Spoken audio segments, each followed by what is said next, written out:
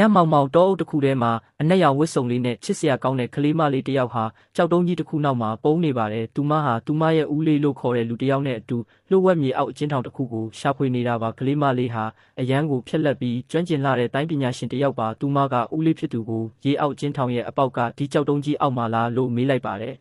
။ဦးလေးဖြစ်သူကလည်းသူမကိုပွေ့ချီပြီးသူမရဲ့တိုင်းပညာကိုချီကျူးရင်းကြောက်တုံးကြီးမှရှိတဲ့လှုပ်ဝက်ခလုတ်ကိုနှိပ်လိုက်ပါတယ်။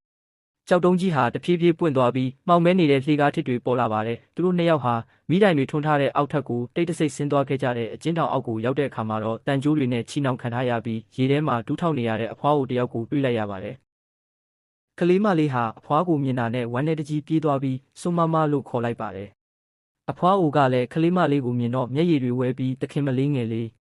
တခင်မကြီးနဲ့အတော်တူတာပဲလို့ပြောပြီးငိုပါတော့တဲ့ကလေးမလေးကအဖွားကိုကယ်ထုတ်ဖို့ကြိုးစားရင်းဘသူကအဖွားကိုဒီမှာချုပ်ထားတာလဲလို့မေးပါတယ်။အဖွားအိုကကြောက်လန့်နဲ့ပဲအမှန်တရားကိုဖွင့်ပြောလိုက်ပါတယ်။ဒါတွေအားလုံးကလျိုမိသားစုနဲ့မင်းရဲ့ဖခင်မင်းကြီးကြောင့်ပဲမင်းရဲ့အမေဟာယောဂနဲ့တည်တာမဟုတ်ဘူး။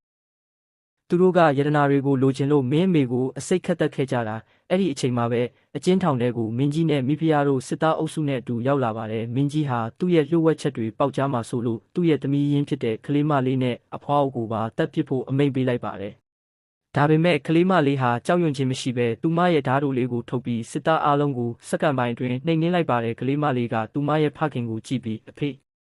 ကြားတောင်သူ့သားသမီးကိုပြန်မစားဘူး။အဖေကတော့ပတ်စံအတွက်နဲ့ကိုဇနီးကိုတက်ယုံတင်မကဘူးအခုကိုသမီးရင်းကိုတောင်တတ်ဖို့ကြိုးစားနေတာလားလို့ရဲဝံ့ဝံ့မေးလိုက်ပါတယ်။ဒီနေ့တော့အမေအတွက်ကျမကိုယ်တိုင်ရှင်းလင်းပြစ်မယ်လို့ကြေညာလိုက်ချိန်မှာတော့မင်းကြီးနဲ့မိဖုရားတို့ဟာကြောက်လန့်တုန်လှုပ်သွားကြပါတော့တယ်။ဒီဇလန်းလေးကတော့မိသားစုတစ္ဆာဖောက်မှုနဲ့ကလေးမလေးရဲ့ရဲစွမ်းတတိကိုပြသထားတဲ့စိတ်လှုပ်ရှားစရာဇလန်းတို့လေးပဲဖြစ်ပါတယ်ဗျာ။